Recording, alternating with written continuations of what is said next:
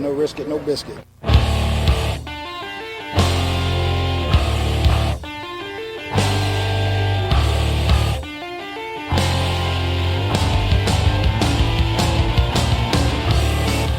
Coming from the Arizona desert, presented by SBNation.com. For Arizona Cardinals fans, by Arizona Cardinals fans, with outsider and insider perspectives, this is Revenge of the Birds.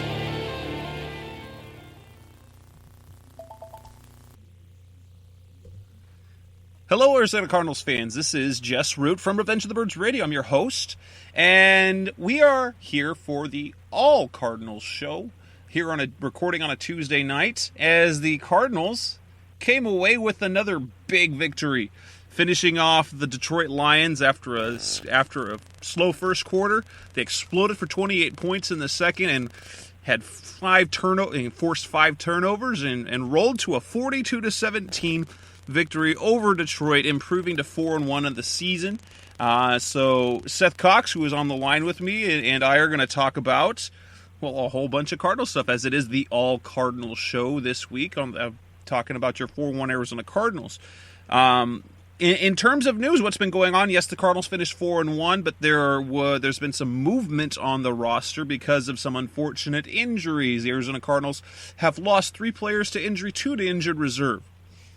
Inside linebacker Kenny Demons tore his ACL, lands on the injured reserve to end his season. Likewise, safety Chris Clemens injured his hamstring. He is being placed on injured reserve. That move, as of Tuesday night, has not been announced officially by the team, although Bruce Arians did state it on his radio interview on Sirius XM NFL Radio. That move will happen. To replace Kenny Demons on the roster, the Cardinals have made a signing, probably one that you've heard about, as they added veteran, defensive end, outside linebacker, essentially veteran pass rusher Dwight Freeney to the roster, as another injury that affected the team is not season-ending, but Alex Okafor, starting outside linebacker and team leader with sacks, with 2 on the year from the first week of the season. He injured his calf, and will be out 2 to 4 weeks, up to a month. And so the Cardinals have added a little bit of pass rush threat, another veteran presence, and also kind of, if you've noticed the trend, another really well-established veteran in the league who happened to be unemployed, and he joins the Cardinals on a 1-year deal for the vet league minimum, plus incentives that can earn him up to another $1 million, depending on whether he can get up to or beyond 12 sacks. But those are the roster moves as of Tuesday. With the news that Chris Clemens will end up on injured reserve, there has not been any talk as to who might that be to replace him on the roster, although there was a report Tuesday evening that the Cardinals worked out former Patriots cornerback Robert McClain, I guess. And I don't know much about him, but that's something to take a look at over the next few days, whether they bring up a guy like Gabe Martin off the practice squad or another defensive back, and what will happen to the role of Sean Weatherspoon moving forward now that Demons is done for the year. But we'll talk more about that as we get to go in with our All Cardinal show here on Revenge of the Birds Radio. I'd like to let you know, of course, that Revenge of the Birds Radio is brought to you by Audible.com, the internet's leading source of audio content. And for Revenge of the Birds Radio listeners, we have a special deal for you. You can get a free audiobook download. Head over to audibletrial.com/Revenge of the Birds. You can sign up for a free month of service, download a free audiobook, and check out the service there. Again, that is audibletrial.com/Revenge of the Birds to take advantage of that offer. But let's go ahead and talk Arizona Cardinals football. Seth Cox joins me on the line. How are you doing today, Seth? How is everything? Oh, it's good, Jess. How are you? And doing great, especially with the Cardinals getting another big win. It started off a little shaky, but we're going to talk about some good things. We're going to talk basically impressions from the game, good and bad. We're going to talk about there's a special stat that almost, if you look at it, historically, it gives the Cardinals a lock for the Super Bowl. Yes, after 5 weeks of the season, we know they are Super Bowl bound based on a statistic. We'll discuss. Is it real? We're going to talk about the impact of the signing of Freeney and the injuries, and look ahead to the Steelers. I do not believe I have not made any arrangements for a preview show about the Steelers game coming up this weekend as the Cardinals travel to Pittsburgh after spending the week in West Virginia at the Greenbrier Hotel and Resort. I will be heading out of town. What I consider poor planning by a relative who was getting married. I will be out of town and will not be able to do a podcast preview. So yes, I get to tend to familial duties and end up in Utah for a certain spouse's sibling getting married at a time when I'd rather be watching football. But that's life in the big city here. So let's go ahead and get started, Seth. Let's talk about the game on Sunday. Cardinals win 42-17. What were your takeaways from the game? Let's talk about good. What were the biggest impressions you took from that game? I think it starts up front on both sides of the ball. You have to be happy with how the offensive line came out and played, and the way they were able to, in the run game, kind of just control the line of scrimmage. Another 100-yard game from Chris Johnson. They clearly had, I don't know if it's DA or one of the coaches or just Johnson himself, they clearly knew that he was at 96 yards and said, okay, go back in. Because once he got that 100 yards, then he was done. So Yes. That was, I noticed the exact same thing. I was like, he came out, someone knew where he was at. He gets one carry for 7 yards. And his day was over. I'm like, good for them. That's always cool to see. But, it's fun to watch that. I mean, as I don't even know what the word we're looking for is. As fun as it is to throw the ball around and be a dominant team through the air, I've always enjoyed power football and being a fan of a team that can just run. That's why I despise those, the Harbaugh 49ers so much, was because they kind of built the team that I'd always wanted to cheer for. And so, now all of a sudden you're seeing a little bit of the Cardinals and the ability to run the football and protect Carson Palmer a little bit. Yeah, he got drilled on that first series, but after that, he was relatively kept clean, and I think just the dominance up front was fun to watch. I thought Jonathan Cooper played his best game of the season after he got beat up early. And we're talking about that first play where Bobby Massey's guy gets credit for the sack, but Jonathan Cooper ends up in Carson Palmer's lap in about 1.5 seconds. And then outside of that, though, I mean, the stunt where Upati and Beldier tried to, double up the guy and Ansah came in free. I mean, I'm trying to really think. I mean, what other negative plays were there after that? I mean, it seems like they got chewed out on the sidelines, and then everything just kind of clicked. And that's pretty much it. I mean, what I got from the game, at least on the offensive side of the ball, was, my goodness, what is this world in which the Cardinals are one of the best running teams in the NFL? Currently, I believe they're third in yardage, in rushing yards, and they're tops in the league with nearly 4.96. So if you average to the nearest 10th, then they're averaging 5 yards a carry this year. They were dead last a year ago at 3.3. They lead the NFL in rushes for more than 10 yards or more with, I think it's 23. They had another 5 such plays on Sunday, and they got Chris Johnson ripping off a 25-yarder, 2 for more than 40. And then the second that Johnson comes out of the game, they bring in Andre Ellington, who busts out a 63-yarder for a score, looking like exactly Andre Ellington we wanted to see since his rookie year. The Cardinals suddenly are one of the best rushing teams in football, and it doesn't make sense because I've never seen this before. The only thing close to this I can say would be the 2009, I believe it's the 2009 Cardinals, who had a formidable attack between Beanie Wells and Timmy Hightower. I believe they rushed for as a team around 1,500 yards, which in Cardinals history is really quite impressive, and the best running attack that before this year I had seen from the Cardinals that I can absolutely remember, if you're talking about an effective running game. I don't know how to react to this because I'm just so used to the Cardinals being dreadful at running the ball, but suddenly I think I saw you tweeted it, is that Steve Keim has built up this team quite well. He saw, you said it was that, hey, they copied Dallas's way of building the offensive line. I'll go back a little bit further. He saw how San Francisco did it. That eventually they fell apart, but he looks at how they built their offensive line. You see how Dallas built their offensive line, and they copied that.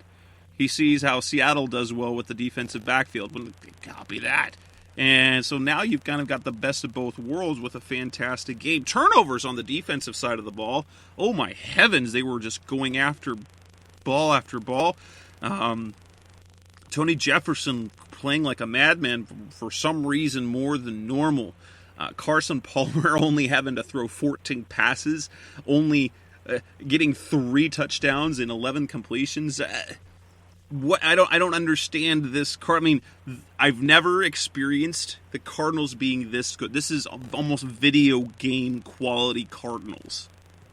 Yeah, and what it is, and what I meant by that, I think a couple of people that took that as like a negative or a shot at Keim, because everybody's so intent on defending, Keim as a genius. And well, yeah, he is genius. He's following what other people do well. He's copying the right people.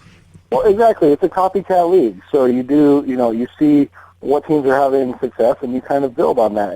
And the Cardinals couldn't go the route necessarily the Cowboys or even the 49ers went, where they were able to draft. I mean, because the 49ers had 3 first-rounders on their offensive line, like you're talking about, and the Cowboys, I think, have 4. And, so the Cardinals, in terms of doing it similarly, they have kind of, but it's more about they've put an emphasis on, hey, the offensive line is not where we're going to lose games. We're not going to lose games because we can't run the ball, and we're not going to lose games because Carson Palmer's injured because he's getting hit all the time. And I think that's kind of where this came in. They signed Valdieri's huge contract last year, drafted Jonathan Cooper top 7 2 years ago. They've developed Earl Watford and Bobby Massey. They signed you Potty. Well, and I'm going to even point to the drafting of DJ Humphries as a continued emphasis to address the offensive line. As many people as would like to see DJ play this year, I thought from the start, I thought the whole plan was, this is a guy for next year. The way Keim talked, he said, had he stayed in school, he would have been a top 5 pick next year. The Cardinals just basically got themselves a top 5 pick a year early. What that means moving forward, we'll see what happens, because he's, got some growing to do. But it's just furthering the idea that the offensive line is a priority on this team. Well, and what they're trying to do is, and the reason I said Dallas was because they're trying to go the same route, because you have a veteran, and I say that term with instead of saying old, you have a veteran quarterback in Carson Palmer, who, like Tony Romo, has had his nicks and bruises through the years. And so now, and same thing with Tony. Tony's hurt, and the Cowboys season's basically over. Obviously he'll be back in week 10 or so, and maybe they'll be able to make a run. But, I think you and I and all the fans are kind of feel the same way. If, God forbid, anything happens to Carson, they're a very average team. They're a very average team when they go down to Stanton. Yeah, so I think seeing the dominance from the offensive line, which allows the entire offense to be dominant. And then on the flip side, I think on the back end, you continue to see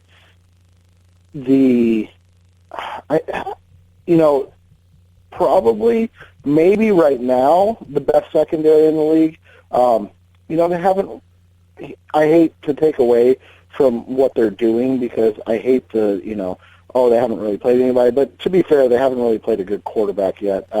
They did get picked apart a little bit in game one, and then in the half that Jay Cutler played until Tony Jefferson ended his day. But, you look at it, you can only play the teams that are in front of you. And so far, they've not just played them well, but in 4 out of 5 games, all wins, obviously, they've dominated. And I think it starts from the front end of the offensive line and the back end of the defense. And that's kind of where I said that, because it reminds me of Dallas and what they did and how they became, the best, quote-unquote, offense in football last year. And then, we've seen Seattle and their defensive backfield kind of being the lead to the best defense in football over the last, 3 years now.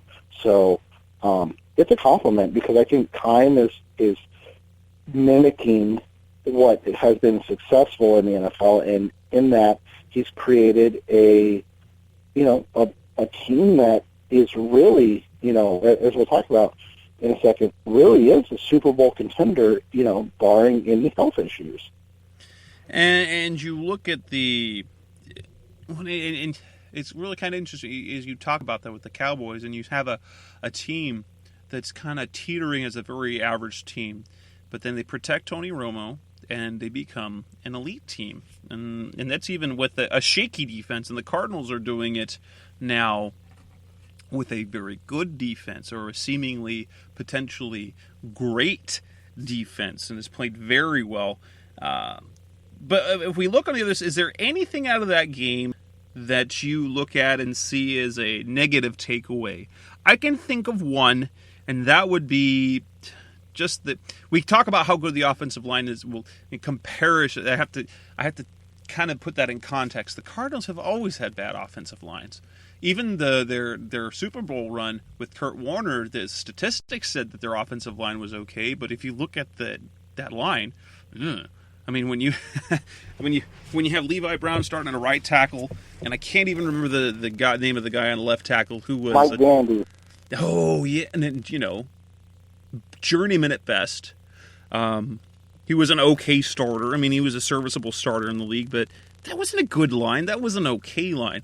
This line has the potential to be really good, but they still have some communication issues, whether it's just because they haven't had much time on all together, but they have some communication issues. They have some mental lapses that you're just like, they're supposed to be better than that.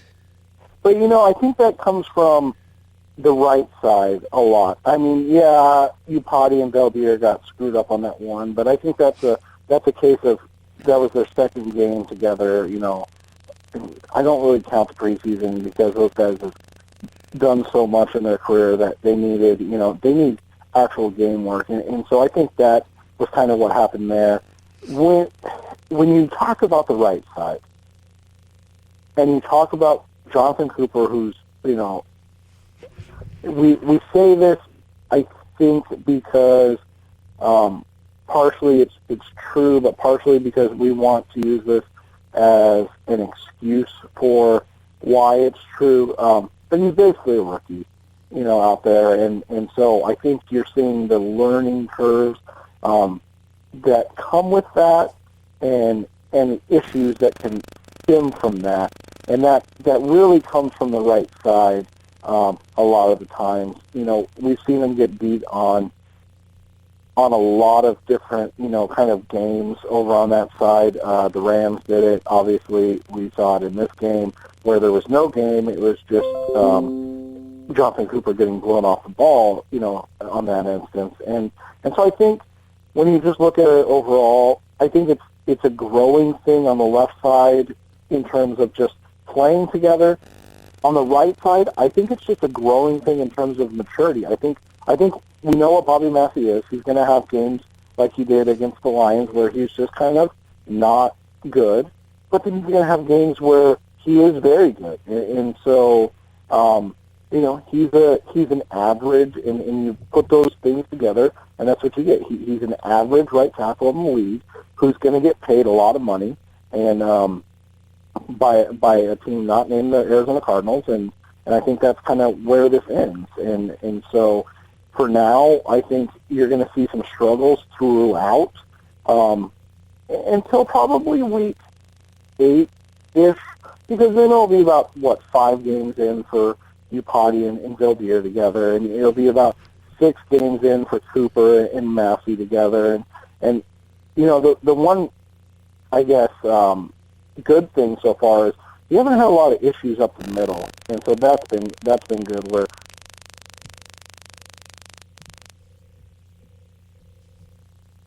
is part of the equation, and that's more than I think some people expect.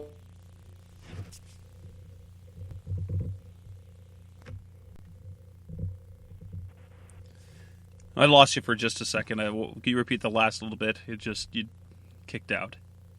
Oh, I just was saying that, with the left side, they're only about, 2 games in together. The right side this will be their 3rd game together, I think, or this was their 3rd game. So I think you're just seeing, the manifestation of the working together. And like I said, the best thing has been that Lyle Finneline has actually been fairly good in the middle. So I think that you mentioned that inside, and that's you probably have to think, as important as the edge play is for a guy like Carson Palmer, who needs to be able to, step up into the pocket, that interior pass block is almost the most important part, because if you got to get beat off the edge, he's savvy enough to step up. He's not like some of those younger quarterbacks who take really deep drops. He doesn't. He's pretty good with his feet, and he's very good about moving up in the pocket. And you see the problems that he has, or when he isn't able. So when there's a push up the middle, he's not able to step into it. So that's where he becomes an erratic Carson Palmer. Yeah, and I think we saw that, on the first series, and Bruce talked about that in his post game, that he was getting hit by the time he's had the ball in his hand, and that was really the guards, and so I think as Cooper just is about getting up to speed in the game. I'm not sure if he's going to play like the 7th overall pick at all this year. Through, what are we in, 5 games? Through 5 games, I'd say he has not, but it'll come, I think. I don't know, when you're talking about the 7th overall pick and you're talking about a guard, I think we all are assuming or hoping for a guy that's an all-pro. Yes. And I think that expectation is very, very unreal and unfair. But it comes with the territory, so it goes back and forth. But I thought, outside of the early play, I thought he had his best game this season. But that was just by my metrics. I didn't actually go look at all those PFF grades to see what they had to say. So let's kind of look at it now. The Cardinals get the big win, and through 5 games of the season at 4-1, they sit now with the best point differential in the league, 100% on the. They scored 190 points in 5 games. They've only allowed 90. And here's this. This is a kicker of a stat. And if you're to believe this, if you're to believe in these sort of things, you must believe this makes the Cardinals a lock for the Super Bowl. Not because what they are doing right now, but means that it will move forward and carry through. This is a stat that the Cardinals release in their game notes after the win, which is something they do after every win. They don't release game notes of achievements and things after losses, but they do after wins. And after the win on Sunday, the Cardinals and they reached the 100-point differential part. And here's the stat. Since 1975, before this season, there have been 6 teams to have at least a 100-point differential, positive 100 or more point differential through 5 games in the season. The stat is this. All 6 of those teams since 1975 up until this season who had at least a 100-point differential through 5 games, every single one made the Super Bowl. 4 of them won the Super Bowl. The 2 teams that did not win the Super Bowl were the perfect 16-0 New England Patriots from the 2007 season, whose, season came down to a couple of fluky plays.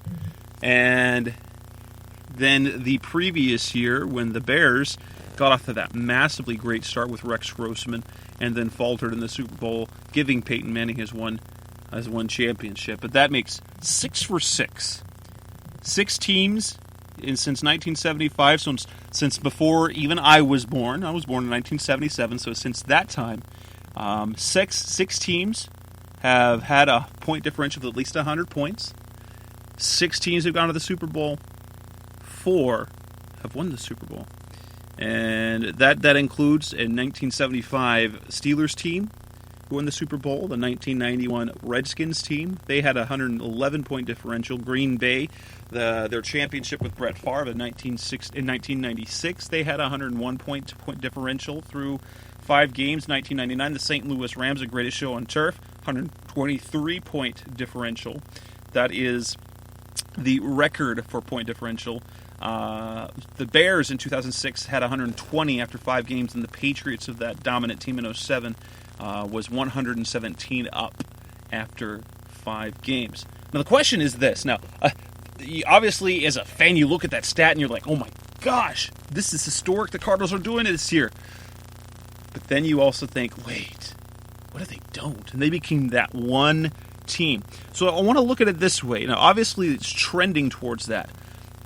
If you were to look at this team, Seth, are they really a Super Bowl team? Are they?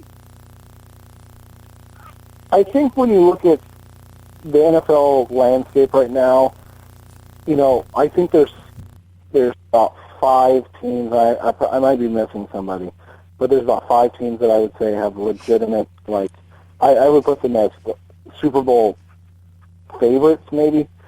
Not that they're going to win the Super Bowl, but they have a chance to get there. I would put them as the favorites, and then there's probably another 5 teams that are contenders that I probably can't think of off the top of my head. But, outside of Green Bay, I don't know. Clearly, Seattle is developing still. So their defense is still struggling a little bit. Their offense is still finding their footing, and they're missing their best player in Marshawn Lynch. So I don't know if we know who or what Seattle is yet, but I think Green Bay's the, quote-unquote team to beat in the NFC, but I think the Cardinals are right next to them. And in that, I would say, yeah, they're legitimate Super Bowl contenders or favorites or anything of that nature. And I think the way that they're constructed, if they continue to run the ball well, it just makes everything easier because we've seen this team, we always say goes as Carson Palmer goes, but if you can take some of the pressure off Palmer and you can allow him to take very calculated risks and not have to throw the ball 46 times, this team's going to be really hard to beat. And I think we've seen that in 4 out of the 5 games so far. And what I like about this team, you have to look at the team, even regardless of who they've played, because they haven't had a competitive schedule yet. But things are going to turn around. Look here. Look at it this next week. It looks very, very likely that the Bears could be 3-3 after this week, because they play Detroit. Although I can see Detroit winning that game. The Saints are kind of a dumpster fire right now. The 49ers are a mess as well. The Bears are something else, and the Detroit Lions are a hot mess themselves. But as we pointed out before, the way they're winning matters. They are stomping teams, and you look at some of these dominant teams of the last of these teams that Seattle, Denver, when they were playing at the top, New England, they absolutely dominate games. And there's no doubt who is the better team. Even when you're playing lesser competition, they're not toying with them. They're not letting up. They are legitimately just stomping on teams, and that's what great teams do. If you look defensively, you look and they're pretty much the same team as last year, more or less. You've got a better Patrick Peterson, but you lose Antonio Cromartie. You're playing a safety 100% of the time at linebacker. You're getting almost no pass rush, but they're playing effectively against a run, and they cover receivers well enough. They didn't lose anything. I don't think they really gained anything. They're kind of a wash, I think, defensively. But the difference is this year, instead of an offense that's just opportunistic and just is doing just enough, which is what we saw when they were winning games for the last couple of years. There was the potential for a good offense, but it was doing just enough. This offense has turned into a very good offense, and we can point to the running game to that. And because of that, yes, this is a Super Bowl team. I think, no doubt. I mean, if we're looking at teams now, definitely, yes, Super Bowl team. Will that turn it out to be a Super Bowl team? History says yes, and I have to like the chances. But as long as, as Palmer's still playing quarterback, and I have no reason to think that the running game's going to disappear unless they lose both Chris Johnson and Andre Ellington, and even then, they lose Dave Johnson as well. If Carson Palmer plays 13 or 14 of the 16 games, I think the Cardinals are right there. You'd have to think, most certainly, you've got Green Bay because of Aaron Rodgers. You've got the Cardinals, and then you have to consider this. You can never put them away because they're lurking talent-wise. You just have to. They are, as of right now, a Super Bowl team, and this is one of the most gratifying times to be a Cardinals fan right now. Yeah, and it's fun to watch because they're so diverse in how they attack, and like I said, they're able to run the ball. And then that opens up the passing game, so people can't just tee off on Carson Palmer, and they have, weapons in John Brown and Larry Fitzgerald, and you can sprinkle in a little Andre Ellington and David Johnson, and then, and we're not even talking about Michael Floyd, who is, my goodness, this was a 1,000-yard receiver not too long ago. Yeah, and so we'll see how it continues. Like you and I said, you can't blame them for who they're playing. So the fact that, whenever somebody says, "Oh, they haven't beaten anybody," well, they haven't beaten anybody. You're right, but you know what they have done? They've dominated people, and that's what's more impressive to me, because good teams beat bad teams, and they do it with relative ease. And in 4 out of the 5 games, and if you want to not count the first one, if you want to say 3 out of the 5 games, they've done that. And so, getting mad at them for doing what they should be doing is, I wouldn't agree with. Let's turn to the injury news and the impact, and specifically talk about Dwight Freeney. Before we talk Freeney first, let's talk about the impact that these 3 players have going down. Alex Okafor, he's known as the Cardinals' best pass rusher off the edge, and obviously he is. Now, has he had the statistical impact? No, not really, which is a little disappointing, you have to say. It is disappointing. However, he is getting more attention than he has in the past. He is disrupted. He's not doing as much. That will be missed. How much will be missed is yet to be seen because, since he's not getting the actual sacks, when you put Marcus Golden in the starting lineup and you put Dwight Freeney into the role that Golden have as the situational pass rusher, where you come in on the nickel dime pass packages and to rush the passer. But you look at two I probably will be underrated losses, and that is Kenny Demmons and Chris Clemens. Kenny Demmons is actually a really important special teams player. Not super fast, but he's big and he can hit. He's a guy that probably will, you may notice a difference. Chris Clemens is the same thing. Real solid on special teams. Now, special teams play, you can typically get picked up from other, especially since they're not the star special teams player, but they're important. Maybe a Gabe Martin or someone else can step up, or this is probably where Shaq Radick may be able to make his impact, is to make a move on special teams. But I'm interested to see how the special teams, how the transitions team changes dynamically, if there is a dynamic change with them. Well, do you think there'll be much of an impact, at least of those two guys? Special teams has been so good right now. Maybe outside of the punter. So and Bruce Arians still is completely satisfied publicly with the play of Butler, which Oh yeah, I guess. And he always will be. That's his way. Like I went back and thought about it, and this is not to get too far off on a tangent, but I went back and thought about it. I can't remember any average players or units in general that Arians has gone off on. Like, even when the offensive line started, or when he started here, and they had Levi Brown, he was always gushing, right? Like, he was always talking good and talking about how other guys need to do other things and blah, blah, blah. And so I feel like the only time he's hard on people is when they are good, i.e., Calais the Campbell, now, Jonathan Calais Cooper. Campbell, Larry Fitzgerald. Yeah.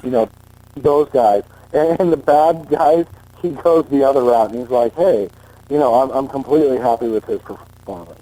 So, anyway, so when it comes to the special teams, I think you do have to be worried in the sense of a close game type thing. Clearly, it wasn't going to matter this week, but if you get into a game, Antonio Brown coming up, for instance, on punt return, you have a bad punter, all of a sudden you lose two coverage guys, key coverage guys, not just guys, but key coverage guys. Demons is a key special teamer, and Clemens has played well on specials. All of a sudden now maybe there is something to worry about. Maybe in a close game where Michael Vick is your quarterback and you can't move the ball at all. A big punt return plays a role in a game. But I think it's only going to be in certain situations against good teams or in close games, and that's usually when special team shows up.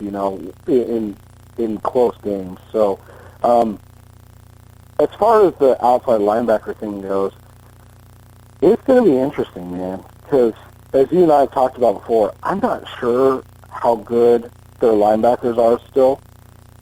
So I'm interested to see what happens with them, because they're playing at a good level, but they're able to really feed off of what the secondary is doing.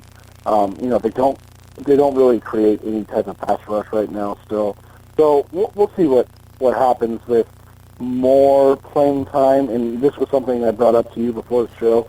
Just an interesting, if you're into PFF grades and things like that, Marcus Golden's two worst games, grade-wise, have been the games he's played the most in. So I'm interested to see if that's a trend or if that's just something that that happened in those two games. So if he does get the starting nod, he played, I think, 45 of 96 snaps or some crazy number like that for the Lions. If he ends up playing, double and he's in the 80 to 90 range, how does his performance look? Lamar Woodley really hasn't done anything this year to write home about or to be too upset about, to be honest. So I think their linebacker play has been the outside linebacker play has been uninspiring, but not passable. Passable would be the word. Yeah, but passable. That's a good word for it. How much do you think Dwight Freeney has in the tank? Because if you look at it, if the league really thought he had that much left in the tank, you'd think he'd already have a job. Or maybe it was just a case of money. And it finally, with the opportunity to play on a Cardinals team that looks to be, Super Bowl bound, or at least have a good shot at it, that he lowered his price. But you say it all the time. But they keep talking about the number of pressures he gets, and he was the top 5 for among outside linebackers for 3-4 schemes in pressures. Only had 4 sacks, but was disrupting the quarterback play a lot. And while that seems to be the new thing, even with the coaches, is to talk about disruptions, you don't like to you overrate those stats. Those stats. You've done that a number of times. Do you think Freeney really can do anything, even on a limited basis? And I want to point to, for example, John Abraham. John Abraham did nothing in 2013 until he was put in a full-time role because he didn't know how to do it. He knew how to play every down, and when he wasn't all that good. Now Freeney's going to step into basically what Mark. We talked this a little bit offline before the show. I thought perhaps that we would see more Kareem Martin, and we still might. We still might see more Kareem Martin just because of the way they had things set up, because Golden was playing behind Woodley, playing the strong side outside linebacker, typically over the right side, where they, over the left side, where they sometimes also had the tight end, a stronger edge holder, while you have Okafor playing the weak side to get more sacks. And while Golden has played a little of both sides, just schematically, because he normally would come in, but he's mostly played the right side. I'd have to go back and look. But now he's going to be that left side outside linebacker with Woodley starting on the right, and then Freeney will step in, being that situational rusher that Golden was. Golden was doing pretty well as it. He's got the 1 sack, well, basically 2 half sacks. Do you think Freeney's got anything left in the tank, and will he be effective in a very limited role? I just went and looked right now because I wanted to see. He played about half the snaps in San Diego last year, so he was about a 50% guy. And I think, you got 4 sacks and a bunch of, hurries and stuff like that. And, but was San Diego's defense any good? I really don't remember. So all the pressures in the world led to nothing. I mean, like you said, how I feel about pressures. Pressures are only important if they lead to, a turnover, or if it's a 3rd down and it leads to like an incompletion or something like that. Pressures that just are pressures and lead to nothing, and then they're able to, play the next play, and it's like the whole interceptable passes thing. I saw a funny thing from my buddy Steve Palazzolo from Pro Football Focus, and I made fun of him for it. But he said, Colin what are we talking about in this game if whoever Colin Kaepernick threw the pass to, that it should have been intercepted and it wasn't? And he says, what are we talking about if that pass is intercepted? And I'm like, well, we weren't. It wasn't intercepted, so we don't have to talk about it. Like this whole what if thing, it's just such a different way to interpret the game, and it's interpreting the game in a way so you can, create statistics and rankings and things like that. That's just how I feel about it. So to get back to the pressures thing, if the pressures aren't leading to anything, which for San Diego they obviously weren't, then they're not going to be worth anything in Arizona either. But if they're pressures that lead to, interceptions, or if they're pressures that lead to cleanup sacks for Marcus Golden or, Kareem Martin or one of the defensive linemen, then they're good plays. But if they're just pressures like he had last year, well, there's a reason he was on the street till Game 6 of the NFL season. And as much as we like to think in Arizona Cardinal land that all these guys are holding out to play with the Cardinals, to get a shot with the Cardinals on their roster, they're just holding out till they get an offer on the table. Yes. And then a lot of times it worked out. Look at Chris Johnson. Nobody wanted him. Like, he could have been had by 31 other NFL teams, and nobody had any interest in him. And the Cardinals came calling late, and it just worked out. It did. In fact, 2 of the Cardinals, if you look at the Cardinals since July, they've signed off the street 3 former Pro Bowlers in Jermaine Gresham, Chris Johnson, now Dwight Freeney. Now, there were extenuating circumstances for both Gresham and Johnson. Obviously, both of them had off-season injuries and situations. Gresham with the back surgery, he's been fine. He's been nothing special, and if you were expecting greatness, you just ask any Cincinnati Bengals fan. He was just one ball of disappointment and potential all wrapped in one. But he's been solid. He's not been massively productive, but he's done his job well and better than, if you think about who was our number 2 tight end last year, most of the year was Rob Hausler. He's a massive improvement over Rob Hausler. And then you have Chris Johnson. Obviously, he got shot. So that was enough to keep him away. Plus his age, plus probably you could say something to the persona or the image, or even point a little bit to race, to the type of guy he is with the long hair and the gold grill.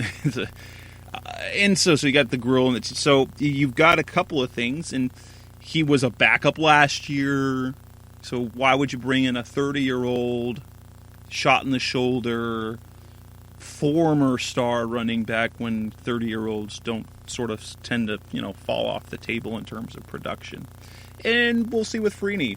He was more or less healthy, but, no one I think, and I think a lot of it is that he's a very role-specific player now. And while that is a very important role, if the Cardinals thought they could use him, they would have signed him way before this. And right? Reportedly they did have discussions, but the price was too high. I remember this dialogue coming up about Freeney towards the end of the offseason, beginning of training camp. And I kept saying this: they already have Dwight Freeney on the roster. His name is Lamar Woodley, washed up old guy who isn't terribly productive anymore. They already got him. He's Lamar Woodley. It's a good guy to have in the locker room, super hard worker. He's great for the other players. But I didn't know what to expect from him. And that's kind of, I'm looking at Freeney only. Now you are, you're potentially, if he has anything left in the tank, he's going to look better late in the year because he's had the first, basically, 3 months off because he hasn't been hitting. And as long as he's in decent football shape, he can produce more down the stretch than you would have seen. Kind of what happened to Larry Foote last year. Productive early, fell apart late.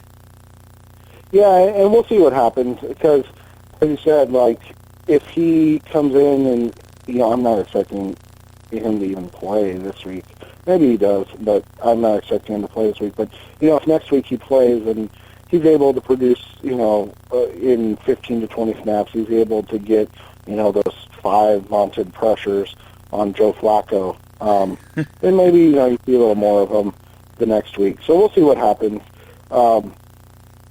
Here's what I'll say, though. The signing can't hurt because your options were go with Kareem Martin, who's still trying to figure out how to play the position, Marcus Golden, whose motor is probably going to blow out if he's asked to do what he does for, 70 snaps a game as opposed to 20, and then, like you said, Lamar Woodley, who is...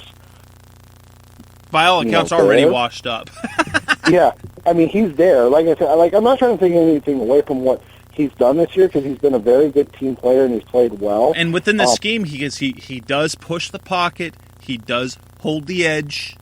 He just doesn't get sacks unless, Colin Kaepernick runs into him. Yeah. So I don't think you have a lot of options, right? So it's not like anything, it's not like it can get worse than not a lot of production, I guess. I mean, and if he's just in on passing downs, then, you don't have to worry about what he's doing against the run and so on and so forth. So, like I said, it can't hurt based on where they are and what they need right now. Let's look ahead to the Steelers. You would have thought, looking at the schedule early on, that was the biggest game of this early part of the schedule, only to realize that, they're likely going to play without Ben Roethlisberger. Assuming Michael Vick is still the star, what do you see as the biggest challenge for Arizona, and what do you think will happen in that game? I think the biggest challenge is to continue to stay focused against bad teams. Because Pittsburgh's not a bad team, but like Arizona, like Dallas, when you're missing your quarterback, you're a bad team, right? So that's where Pittsburgh is right now. They're a team that has the best running back in football, and he's not able to do a ton because everybody's just saying, okay, Michael Vick, beat us. I dare you to beat us, Michael Vick. And, he completed the one big pass. And he had the one big scramble. Yeah, the one big scramble, and so he did enough to win the game, but that was against the San Diego team whose defense isn't all that good at all. No, and no, even not then, really think about this: they didn't even trust Michael Vick enough to even take the snap on that last play. Yeah, exactly. And there is something to say about putting the ball in your hands of your best player. I'll give them that. But yeah, this was, this is how you judge a team. To me, a good team, you expect to go in there and win. A win's a win's a win's a win. You'd like to see them dominate because, on paper they're superior in talent, especially as crippled as Pittsburgh is. But if they sneak out a win on the road, it's still a win on the road, early game, something that the Cardinals have struggled with, even in the Bruce Arians era. They still struggled with those early Eastern time zone games. And so, let's see if that happens this week. But honestly, they're better. That's weird to say. I know a lot now, but they're just better than the Steelers. And so if they don't win at this point, I think you'd be more upset than anything. Well, and you look at now, there's one thing, and I heard people talking about on the radio today, there's one thing you get concerned about. The one, if you can look at the schedule so far, they're one quality back, and yes, Matt Forte's a quality back. He also managed to get over 100 yards from scrimmage against him. Running the ball, but yeah, he did have a good game. But then Todd Gurley, except for 4 plays, but then those other 4 plays were break your back types of plays. Le'Veon Bell, you have to think is probably better than Todd Gurley.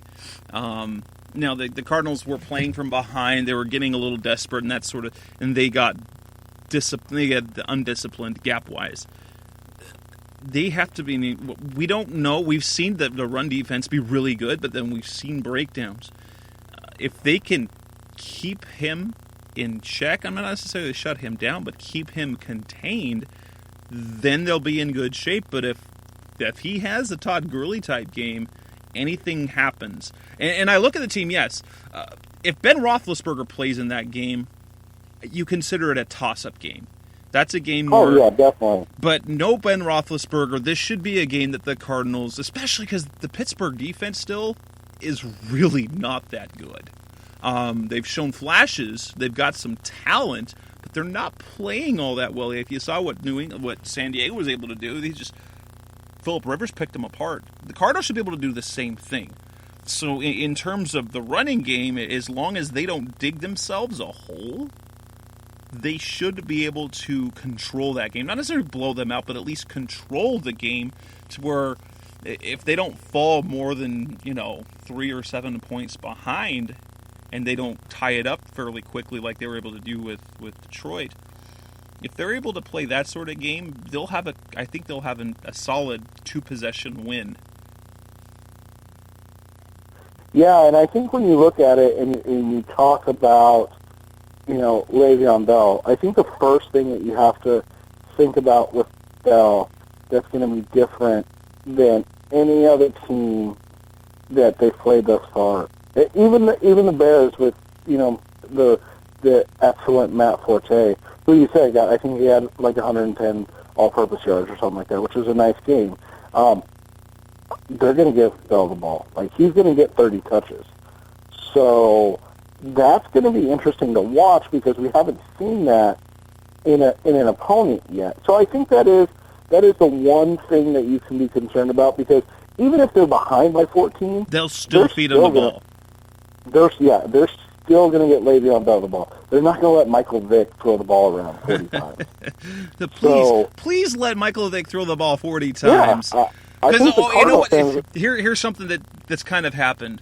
The Cardinals haven't played anyone. Look at the quarterbacks they've played against. You know what happens after? You notice something? Every time the Cardinals play a quarterback, he's suddenly the worst quarterback in the league. Jay Cutler, Colin Kaepernick, Matthew Stafford. Come on, Michael Vick, please. Throw the ball 30 times. It'll be so much fun because he's a turnover machine now.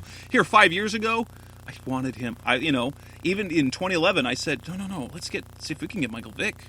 I'm glad they didn't, but he is a turnover machine. Yep, and you kind of look at what this team is right now, and they feast off turnovers and controlling the ball, like you said, and being able to do that. And I think at this point, the advantage, like you said, the advantage is in Arizona's hands. If Ben plays, I think it's still advantage Arizona. I think it goes less because we've seen great quarterbacks, and Ben Roethlisberger is a great quarterback, play hurt and play well. So, you don't ever want to discount a great quarterback, but I think even with Roethlisberger, the fact that he's hobbled and on, going to be on one leg if he does play, I don't think there's any way that Arizona is not, like you said, in control of this game. If they lose this game, I think we re-examine the Super Bowl, what did I call them earlier, like Super Bowl favorite title. Maybe they're in that contender group then, as opposed to a favorite. And I think that'll be where, this game kind of dictates, it shows us a lot. Are they truly a favorite? Are they a team that is bound for greatness? Or are they a very good team that's taking advantage of a lot of bad teams? I think that, it's really going to be a fun test and something fun to watch this weekend. And, in the end, I think you're going to see something like 28 to 20 or 28-17 Cardinals win. I can totally see that. The matchup I can't wait to see as well.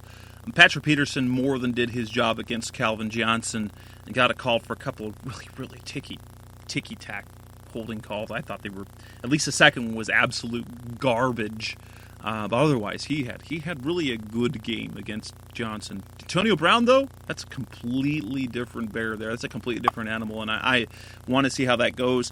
Obviously, if Michael Vick's playing, it's not going to be the same sort of thing because he's not nearly as good as getting him the ball. But woo! Yeah, he's been one of the worst receivers, in fantasy. Talking fantasy, obviously now, but he's been one of the worst receivers in the league with Michael Vick as his quarterback. So I think that that plays into the Cardinals' favor because that's what we talk about with taking advantage. And, maybe they have caught some breaks on their schedule thus far, but you play the games in front of you, and you know what? If Michael Vick's the quarterback, so be you can't do anything about that other than win the game decisively. And I really truly believe they've earned that, that ability or that right to have that thought that they should win this game decisively. And I think you and I both believe that, and we'll see that on Sunday.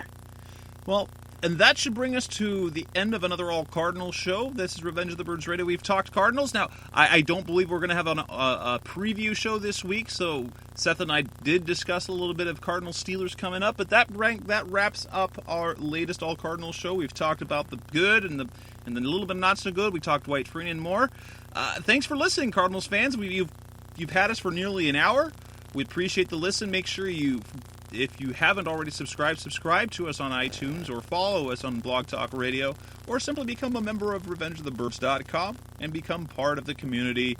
Comment away of the largest it's the best, definitely the best community of Arizona Cardinals fans on the web, and a growing one right now since the Cardinals are pretty good. So on behalf of Revenge of the Birds Radio, I'm Jess Root, that's Seth Cox. We will talk to you again next week. Have a good night, everybody. You've been listening to Revenge of the Birds. Keep the conversation going by visiting revengeofthebirds.com. Follow us on Twitter at Revenge of Birds. You can also find us on iTunes at facebook.com/Revenge of the Birds.